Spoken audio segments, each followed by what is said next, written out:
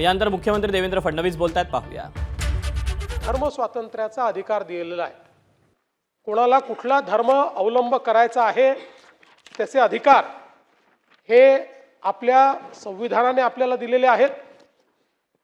पण हे करत असताना माननीय सर्वोच्च न्यायालयाने एक गोष्ट आपल्याला सांगितली आहे की प्रत्येकाला आपल्या धर्माचा अवलंब करण्याचा अधिकार असला तरी हा अधिकार काही रिस्ट्रिक्शन्सला त्या ठिकाणी अनुलक्षून देण्यात आलेला आहे. आणि म्हणून सर्वोच्च न्यायालयाने जो काही निर्णय दिला त्यात निर्णयात सांगितलं आहे की right to religion does not include right to convert by force, fraud और एल्युरमेंट.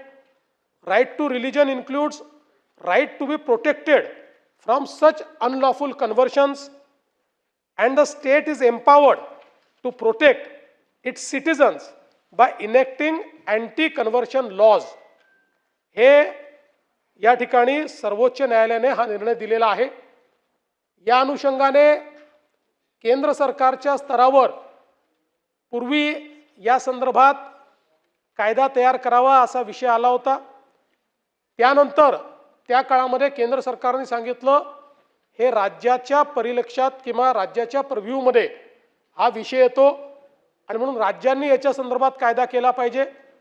जसं मी सांगितलं या वेगवेगळ्या राज्यांनी 1968 पासून हे कायदे केलेले आहेत. त्यामुळे हा काही आज कायदा होतो असं नाहीये. 1968 पासून वेगवेगळ्या काळामध्ये कोणी 2002 साली केला, कोणी 5 साली केला, कोणी 7 साली केला, अशा पद्धतीनं हे कायदे या ठिकाणी करण्यात आलेले आहेत. आणि जसं मी सांगितलं की स्पष्टपणे या ठिकाणी सुप्रीम कोर्टाने सांगितले की एखादा कायदा हा कन्व्हर्शन बाय फोर्स, फ्रॉड, एल्युरमेंट याला प्रोहिबिट करत असेल तर असा कायदा संवैधानिक आहे, तो कॉन्स्टिट्यूशनल आहे असं देखील या ठिकाणी सांगण्यात आलेलं आहे. आणि मग या अधिकारामध्ये बळजबरी, फसवणूक इत्यादीद्वारे बेकायदेशीर धर्मांतरणापासून संरक्षण करण्याकरता हे विधेयक आहे. त्यामुळे कोणी धर्मांतर करू नये याकरता हे विधेयक नाही, तर फसवणूक, बळजबरी किंवा तत्सम बाबींकरता आणि त्या माध्यमातून होणारं धर्मांतर हे त्यापासून नागरिकांचं रक्षण झालं पाहिजे याकरता हे विधेयक या ठिकाणी आणलेलं आहे.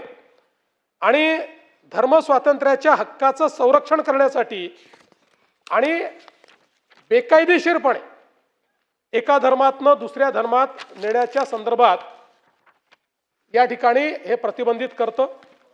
आता याच्यामध्ये व्याख्या देखील अतिशय स्पष्ट केलेल्या आहेत. प्रतिबंधित काय आहे?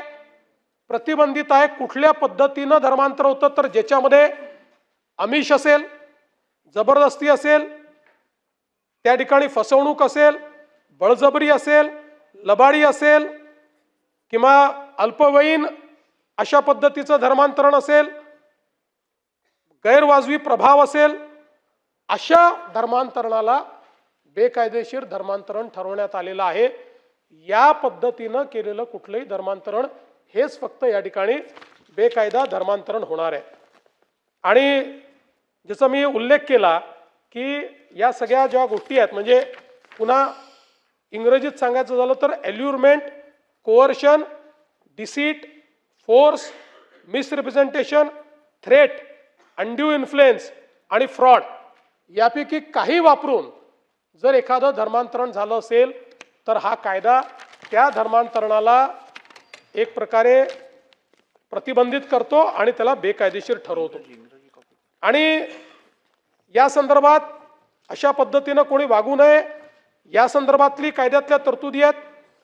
आणि या कायद्यातल्या तरतुदीचं जर उल्लंघन करून त्या ठिकाणी एखाद्याचं धर्मांतरण केलं असेल तर धर्मांतरण करणारा व्यक्ती किंवा संस्था हे ज्या पद्धतीनं ते इन्व्हॉल्व असतील त्या पद्धतीनं त्या ठिकाणी शिक्षेस पात्र असतील. आणि अशा पद्धतीनं झालेलं धर्मांतरण हे नल अँड वॉइड होईल. हे धर्मांतरण झालेलं नाही अशा पद्धतीनं शून्यवत व निरर्थक असं त्या ठिकाणी होईल. दुसरं अनेक वेळा बेकायदेशीर धर्मांतरण होऊन लग्न होतं, लग्न झाल्यानंतर विच्छेद होतो आणि विच्छेद झाल्यानंतर त्या ठिकाणी नेमकं काय करायचं या संदर्भात न्यायालयाने वेळोवेळी दिलेल्या निर्णयाच्या आधारावर आपण या कायद्यामध्ये ही तरतूद केलेली आहे की केवळ बेकायदेशीर धर्मांतराच्या प्रयोजनासाठी केलेला कुठलाही विवाह न्यायालयाद्वारे शून्यवत व निरर्थक असल्याचे घोषित करण्यात येईल. नल अँड वॉइड कोण घोषित करेल? न्यायालय घोषित करेल. न्यायालयाच्या माध्यमातून तो नल अँड वॉइड घोषित होईल. आणि बेकायदेशीर धर्मांतरणामुळे एखादा बालक जर जन्माला आला असेल तर त्या बालकाला कुठल्या जातीचं धर्माचं मानण्यात यावं, तर आई बालकाची ज्या पूर्वाश्रमीचा तिचा जो काही धर्म होता तोच त्या मुलाचा धर्म मानण्यात येईल. तथापि आई आणि वडिलांच्या मालमत्तेमध्ये उत्तराधिकार मिळवण्याचा हक्क मात्र त्या बालकाचा त्या ठिकाणी कायम असेल. आणि भारतीय नागरिक संहिता 2023च्या कलम 144च्या तरतुदीनुसार मेंटेनन्स करता ते हकदार असतील. त्यासोबत कस्टडी जी आहे बाळाची ती आईकडे असेल. आता याच्यामध्ये धर्मांतरण जर कोणाला करायचं असेल तर सर्वोच्च न्यायालयाने सांगितल्याप्रमाणे त्याची तरतूद यात केलेली आहे. सर्वोच्च न्यायालयाने आपल्या न्याय निर्णयामध्ये सांगितलं की अशा प्रकारचा कुठलाही कायदा करत असताना एक विहित पद्धत ही धर्मांतरणाकरता देखील आपण घालून दिली पाहिजे. त्या संदर्भात धर्मांतर करण्याचा इरादा असलेली जी व्यक्ती आहे त्या व्यक्तीने जशी लग्नाची नोटीस देतात तशी धर्मांतरणाची नोटीस द्यायची आहे. आणि सक्षम प्राधिकरणाने ही खात्री करायची आहे की हे स्वेच्छेने धर्मांतर होत आहे आणि त्यानंतर ते धर्मांतर करण्याचा त्याला अधिकार असेल तो ते धर्मांतर करू शकेल. मात्र असं जर लक्षात आलं की या तरतुदीचं उल्लंघन करून या ठिकाणी ते करण्यात येत आहे तर त्या संदर्भात यापूर्वी सांगितल्याप्रमाणे त्या संदर्भातली कारवाई जी आहे ती कारवाई करण्यात येईल. मग त्याच्यामध्ये आपण कायद्यात त्याच्या तरतुदी दिलेल्या आहेत की त्याची विहित पद्धत काय असणार आहे. आणि समजा ती प्रोसेस पूर्ण केली तर त्याची नोंद होईल आणि मग एकदा ती नोंद झाली तर मात्र ते कायदेशीर पद्धतीनं आणि स्वेच्छेनं केलेलं धर्मांतर समजण्यात येईल.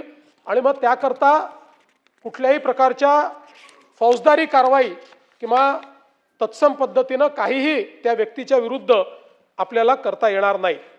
आणि म्हणून एखाद्या व्यक्तीने या संदर्भात जर कारवाई पूर्ण केली नाही तर मात्र किंवा समजा धर्मांतर केलाय आणि त्या संदर्भातली इंटिमेशन दिलेलं नाही आहे अशा पद्धतीचं असेल तर ते धर्मांतर मात्र नल अँड वॉइड या ठिकाणी मानण्यात येईल.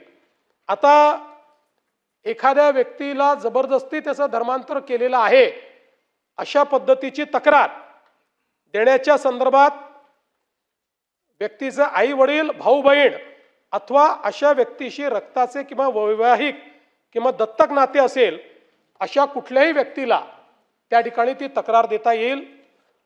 पण एखाद्या केसमध्ये पोलिसांना जर असं वाटलं तर पोलीस की बाबा याच्यामध्ये तक्रारदार नाही आहे पण ॲपरंटली अशा पद्धतीची घटना घडलेली आहे तर कायद्याने पोलिसांना ते सुमोटो अधिकार आहेत. त्या केसमध्ये पोलीस ते करू शकतील. अन्य केसेसमध्ये याच्यात पॅन्डोरा बॉक्स कुठेही उघडलेला नाहीये तर जवळचे रक्ताचे नातेवाईक वेळ कामकाज संपेपर्यंत वाढवण्यात येत आहे.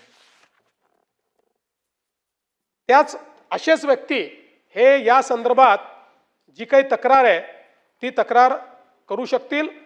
आणि मग त्या संदर्भातल्या गोष्टी आपण या ठिकाणी दिलेल्या आहेत. याच्यामध्ये मग अपराध जर घडला असेल तर त्याच्या शिक्षा दिलेल्या आहेत ज्याच्यामध्ये 7 वर्ष कारावास आणि 1 लाख रुपये दंड आहे.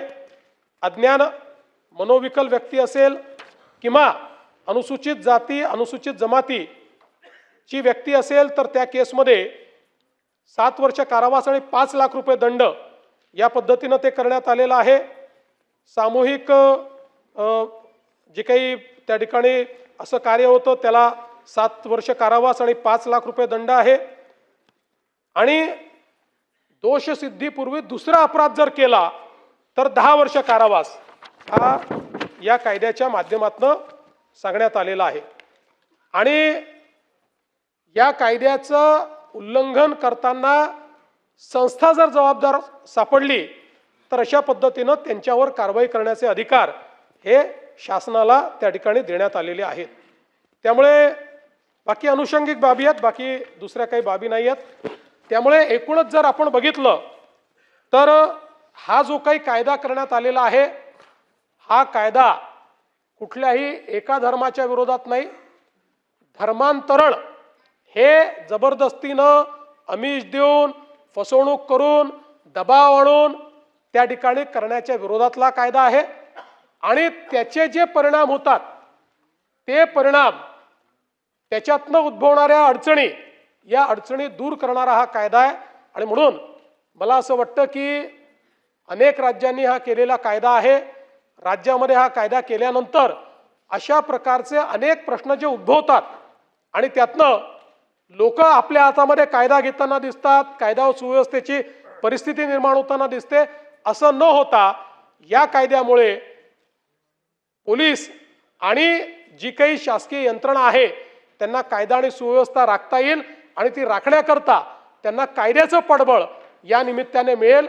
आणि म्हणून माझी या सभागृहाला ही विनंती आहे की या संदर्भात ज्या काही वेगवेगळ्या प्रकारच्या अफवा आहेत त्या सगळ्या अफवा बाजूला ठेवून कायद्याच्या लेटर आणि स्पिरिटमध्ये 100% संवैधानिक पद्धतीनं हा कायदा आपण मांडलेला आहे. म्हणून सभागृहाने याला मान्यता द्यावी अशी माझी विनंती आहे.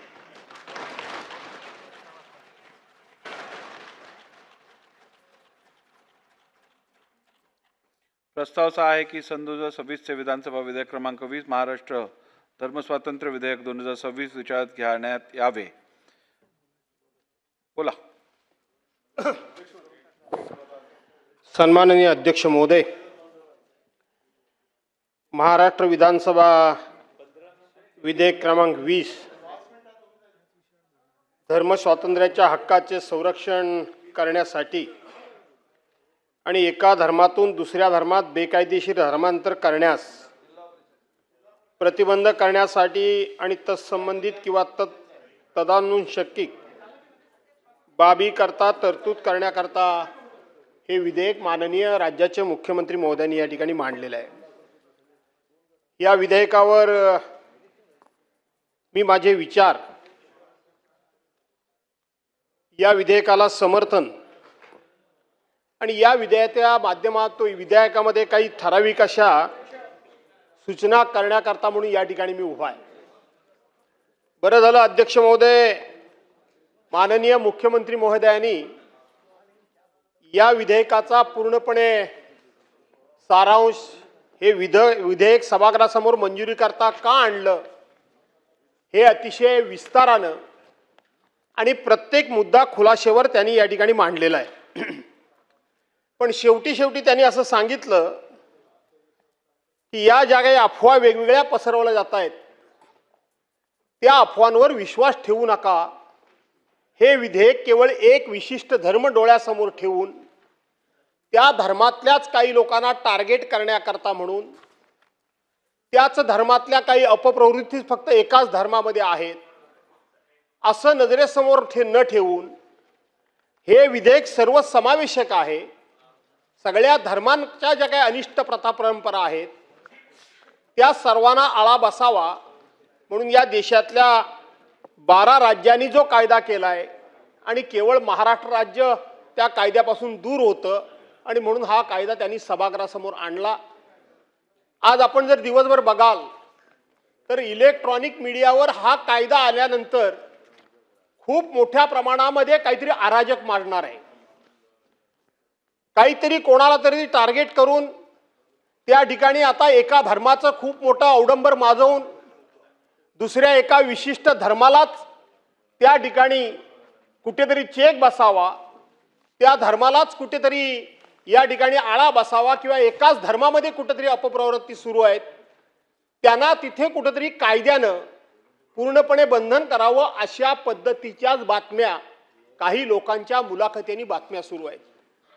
आज सकाळपासून मुख्यमंत्री महोदय, मी सुरुवातीलाच तुम्हाला धन्यवाद दिले, मी याला पाठिंबा देण्याकरताच उभा आहे म्हणून मी सांगितलं. सकाळपासूनच आपण बाहेर गेल्यानंतर इलेक्ट्रॉनिक मीडियावाले सातत्यानं मला विचारत होते की या विधेयकासंदर्भामध्ये तुमचं म्हणणं काय. अमके असे म्हणाले, तमके तसे म्हणाले, तमके तसे म्हणाले. मी सर्वसाधारणपणे ऐकीव गोष्टीवर कधीही मी कमेंट्स करत नाही, कधी उत्तर देत नाही आणि उत्तर सुद्धा ठराविक लोकांच्याच बोलण्याला मी देतो, बाकीच्यांना मी देत नाही.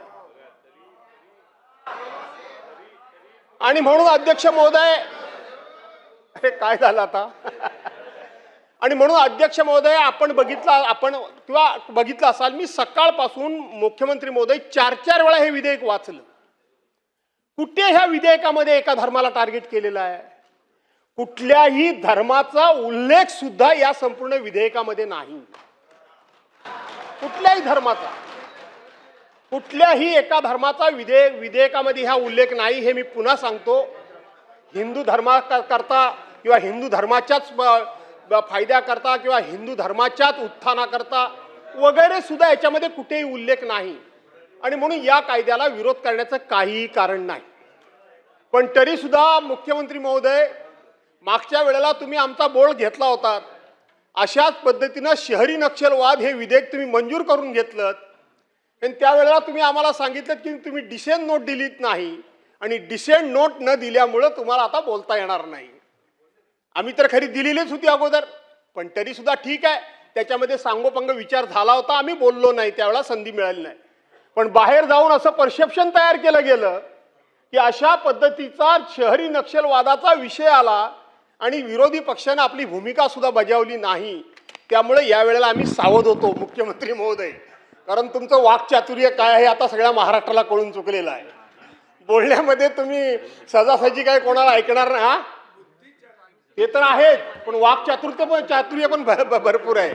आणि म्हणून मुख्यमंत्री महोदय, मला फक्त एवढंच आपल्याला 1-2 गोष्टी लक्षात आणून द्यायच्या आहेत.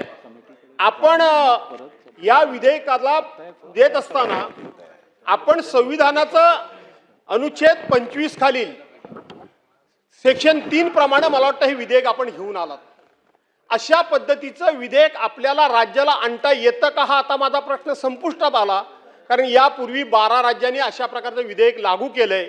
फक्त एकच विसंगती आम्ही आपल्या लक्षात आणून देतो की आपण हे विधेयक धर्म स्वातंत्र्याच्या हक्काचं रक्षण करण्यासाठी आणि एका धर्मातून दुसऱ्या धर्मात अशा पद्धतीचं नाव आहे, पण आतमध्ये मात्र उद्देशाने कारणामध्ये याचं नाव आपण महाराष्ट्र धर्म स्वातंत्र्य अधिनियम अशा पद्धतीचा याचा उल्लेख केलेला आहे.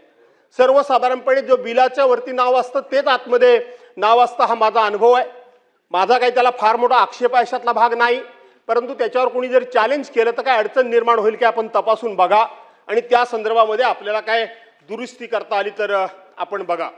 मुख्यमंत्री महोदय, मला हे माहीत आहे की संत गाडगेबाबा आणि प्रबोधनकार ठाकरेंचं एक वाक्य मला माहीत आहे की माणसानं धर्माला जन्माला घातलेला आहे, धर्मानं माणसाला जन्माला घातलेलं नाही. माणसानं धर्माला जन्माला घातलेलं आहे आणि आपल्याला माहीत आहे की सगळ्याच धर्मामध्ये अशा प्रवृत्ती आहेत की ज्यांना ज्यांना असं वाटतं की आम्ही म्हणजे धर्माचे धर्मरक्षक, आम्ही सांगू तो धर्म, आम्हाला कळतो तो धर्म आणि आम्ही सांगू ते लोकांनी ऐकावं, मग ते इष्ट आहे की अनिष्ट आहे याचा विचार न करता प्रत्येक धर्मामध्ये ह्या प्रवृत्ती आहेत आणि म्हणून प्रत्येक धर्माची शिकवण ही चांगलीच आहे, चांगलीच आहे. आपण इथं कुठला धर्म डोळ्यासमोर ठेवलाच नाही. आज आपल्याला अल्पसंख्याक म्हणजे केवळ आणि केवळ एका विशिष्ट धर्मातलेच लोक वाटतात, पण असं नाहीये.